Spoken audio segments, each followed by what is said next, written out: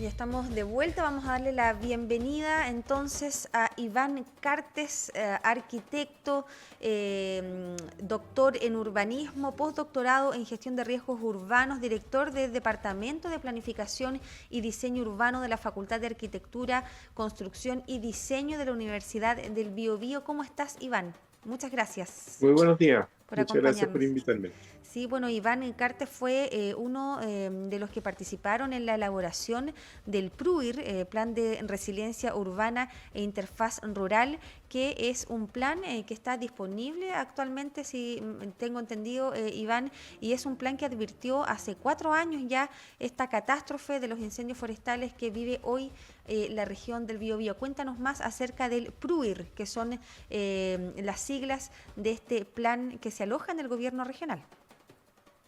Sí, mira, lo importante es que nosotros reaccionamos como gobierno regional y Ujú. como Universidad del Biobío a la contingencia que vivimos el año 2017 con los Perfecto. incendios también de Ñuble, Biobío y de Maule. Y generamos este plan que en el fondo lo que hace es buscar cuáles son las medidas de estar mejor preparados, de la resiliencia que tan necesaria, o sea, la adaptación a los cambios que nosotros estamos viviendo. Y eso tiene que ver específicamente con la vulnerabilidad con que están tanto las áreas metropolitanas como las áreas urbanas del Biobío y de Ñuble con respecto a los incendios forestales. Es una lástima lo que nos ha pasado, el 8,3% de la región quemada es un desastre de una magnitud insospechada, pero yo creo que en este momento lo único que queda por hacer es generar una política pública de uso y manejo forestal del territorio, aliarse este instrumento que nosotros generamos con el Plan Regional de Ordenamiento Territorial Uh-huh. y buscar en el fondo una forma de convivencia más adecuada entre las áreas que son urbanas y los impactos que puede tener el cultivo del bosque con respecto a estas áreas de extensión o de expansión, en donde en primer lugar lo que hay que hacer es salvaguardar no solamente el patrimonio material, sino además las vidas de las personas. Sí, Iván, independiente de cuál sea el plan, un plan finalmente te dice qué es lo que hay que hacer, es decir, de qué forma, ¿verdad?, llevar a cabo distintas acciones. En este sentido, el plan que se elaboró reaccionando a la emergencia de 2017, ¿qué es lo que contempla para poder seguir este camino, yo me imagino, en la prevención? ¿Se ha avanzado en este plan o, como suele pasar, es una crítica propia, quedó guardado en un cajón? Y se ha avanzado, lo que pasa es que no se ha avanzado lo suficientemente Ujú. rápido y lo suficientemente eh, crítico con respecto a lo que nos está pasando. Hay un sistema adicional que en el fondo del cambio global climático, el aumento de la temperatura, el aumento de los vientos en el verano, Ujú. que en el fondo generan el marco específico para los incendios forestales. Eh, es un caldo de cultivo que hemos venido construyendo planetariamente, no es Ujú. solamente un problema de Chile. Si ustedes ven en el hemisferio norte, en la época estival, Australia, San Francisco, por el lado de Estados Unidos. Los problemas son exactamente los mismos. La diferencia es que se me cambian de hemisferio con respecto a las estaciones. El plan específicamente lo que hace es proponer medidas de mitigación para la infraestructura crítica, en primer lugar para las telecomunicaciones, para la distribución de energía, para las vías de evacuación, que son en este caso las carreteras y que se convierten en verdaderos túneles de fuego y son prácticamente cerradas durante emergencia. Y lo otro que hace es que nosotros generamos una fórmula que en el fondo puede abastecer una distancia entre el bosque y los centros poblados. Ujú. Y eso se calcula con respecto a la densidad arbórea, es decir, a los kilocalorías que tiene esa masa forestal y la pendiente del terreno. ¿Por qué la pendiente del terreno es tan importante? Porque si, por ejemplo, tú tienes una pendiente de 45 grados, el incendio se acelera 200%. Ujú. Entonces la pendiente del terreno, la orografía o la geografía También es es tan una variable. importante para Ujú. es una variable demasiado importante y en realidad las barreras deberían tener un mínimo de 25 metros por distanciamiento Sí. y de ahí hacia arriba según nuestros cálculos. Iván. Ahora esta fórmula está disponible para Ujú. cualquier director de obras municipales o para cualquier técnico que quiera emplearla cuando hay un poblado, un villorrio o una ciudad. ¿Cuál es el verdadero problema que nosotros tenemos dentro del área específica nuestra, que en el caso de arquitectura, construcción, ingeniería? Es que la norma chilena de urbanismo y construcciones, la Ordenanza General de Urbanismo y Construcciones, lo que hace es regular el incendio por dentro de la habitación, es decir, cuando la vivienda, el punto de ignición está dentro de la vivienda, Claro. pero no hay ningún cálculo cuando el fuego proviene desde fuera, la radiación. Entonces, en este caso, por decirlo en palabras simples, cuando, por ejemplo, tú tienes una estufa dentro de la casa, esta se inflama y parte el incendio, pero no cuando el incendio viene desde fuera. Entonces, la resistencia de los materiales no solamente debería ser calculada De con adentro hacia respecto al afuera. fuego interno, sino que además al fuego externo. Y en el caso de los incendios forestales, lo más peligroso no son las llamas ni la radiación, sino que son las pavesas que pueden volar 3,5, 4 kilómetros y encender diferentes focos. Y es por eso cuando un incendio parte, que hay 10 minutos específicos en los cuales tú puedes apagar ese incendio, ya se declara el incendio pasado los 10 minutos, pero de ahí el material particulado que logra entender otros focos adicionales es lo más peligroso todavía. Sí, Iván, hablaste de la distancia que deberían tener los bosques con las viviendas, ¿verdad? Pero, o no, o estoy en lo incorrecto. Sí, Sí. el problema que nosotros ahí tenemos un problema, eh, yo diría, de país subdesarrollado. Por ejemplo, son muy pocos los barrios como Idahue, como Andalue, que tienen viviendas de buena calidad, Ujú. construidas con materiales no ignífugos, ya sea ladrillo, hormigón armado, y que están en contacto con la masa forestal, pero en general las periferias de las ciudades son construidas con materiales deficitarios, con materiales que muchas veces sobran de la construcción. Mm. Entonces hay mucha madera, mucho escombro, muchos elementos que puede arder rápidamente, precisamente porque son asentamientos ilegales o viviendas que se han ido extendiendo hacia los extramuros de la ciudad y que por lo tanto pueden atraer más fácilmente el fuego hacia el interior de la ciudad.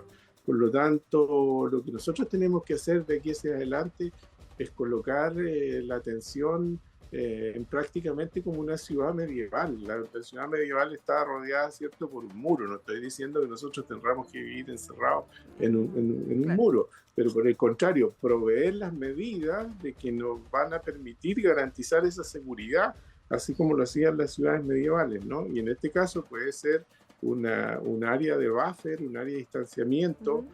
con espacios Y mejorar las públicos, construcciones, además. claro, con Ujú. calles circunvalares y al mismo tiempo regular los materiales de construcción, no solamente los materiales de construcción, además la densidad, porque mientras más denso tú tienes un sistema que está en contacto con la masa forestal, hay más posibilidades de que el fuego se propague internamente hacia las áreas céntricas. Sí, aquí el tema es que se ha dicho, y estamos hablando con Iván Cartes, director del Departamento de Arquitectura de la Universidad del Biobío. Iván, se ha dicho que no solamente los bosques, ¿verdad?, son de propiedad de estas grandes forestales, ¿ah?, sino que también mucho se ha hablado de contratistas o de familias que también tienen árboles, que tienen bosques. Además de animales, también cortan madera. ¿Cómo se piensa entonces en una distancia cuando esto es diverso o esa tesis es errada? No, lo que hay que, efectivamente, aquí Ujú. no se trata solamente de las grandes compañías forestales, hay medianos y pequeños productores que tienen en su conjunto probablemente una importancia un poquito menor que las grandes empresas, pero lo que pasa es que aquí todos tenemos que alinearnos detrás de esta idea de poder convivir con los bosques más adecuadamente. Pasa lo mismo con las cuotas de pesca. En un momento determinado nosotros cosechamos del mar indiscriminadamente los peces y los pescados que nos llegaban a los puertos, hasta que llegó un momento en que nos dimos cuenta que si no cultivábamos el mar adecuadamente nos íbamos a quedar sin recursos, y eso es lo que ha planificado Sernapesca o la ley de pesca con las cuotas de pesca. Por lo tanto, aquí no se trata de plantar todo el territorio, sino que de ver específicamente cuál es la mayor rentabilidad tanto para las empresas productivas, y estas pueden ser pequeñas o empresas mayores, como para las ciudades y para los habitantes también, que no necesariamente están teniendo un recurso económico en el bosque y tienen su recurso económico o su trabajo dentro de las ciudades. Sí, con respecto, Iván, en materia más educativa, se podría decir, también se ha dicho que, por ejemplo, ante terremotos y ante tsunamis, las personas sabemos qué hacer, sabemos cómo comportarnos, hay medidas de evacuación, pero para los incendios forestales no las tenemos, no estamos educados para este tipo de emergencias, a pesar de haber vivido ya emergencias previas. ¿Cuál es tu visión? ¿Cómo también se podría avanzar en esta materia? Y también si tienes experiencia comparada de cómo se hace en otros países cuando existen este tipo de emergencias relacionadas con el fuego. Sí, mira, nosotros hicimos dos modelos que fueron Ranguelmo y Rafael, San Rafael, en Tomé y en Coelemu. Y estos modelos están ya aprobados con planes maestros implementados.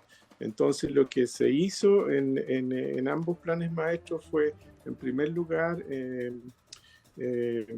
señalizar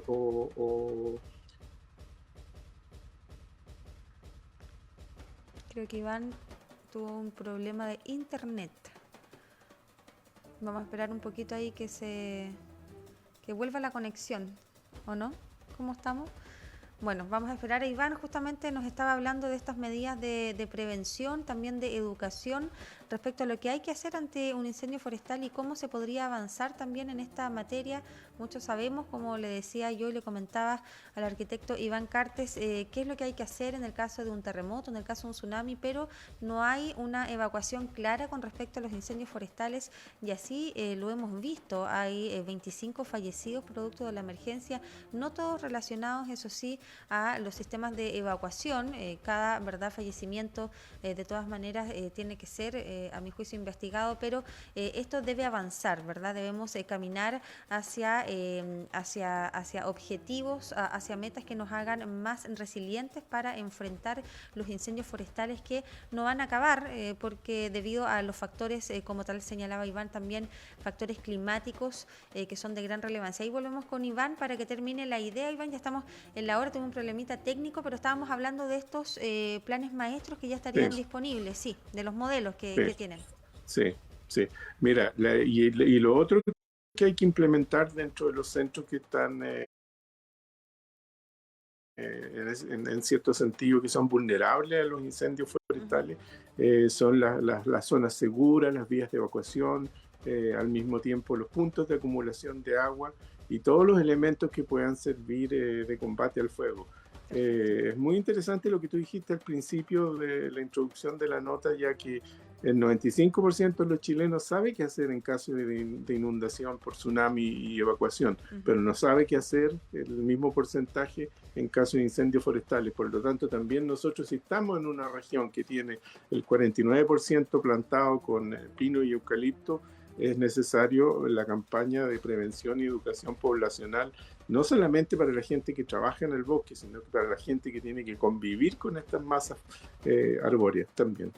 Muchas gracias, Iván Cartes, por esta entrevista y también hacer un llamado, ¿verdad?, a las autoridades a revivir el PRUIR que se ha avanzado, pero de todas maneras se necesita una mayor celeridad para poder enfrentar también el verano que viene y que esto no vuelva a ocurrir. Muchas gracias, Iván. ¿Puedo dar un último tip?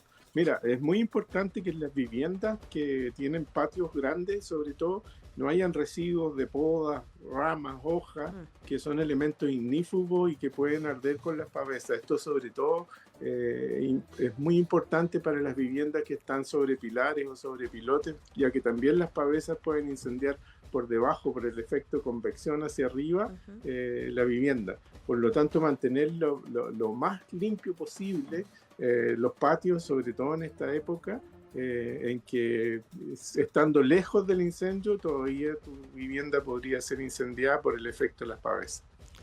Muchas gracias, Iván. Que esté muy bien. Buen viernes y buen fin de semana. Bueno, muchas gracias. Chao.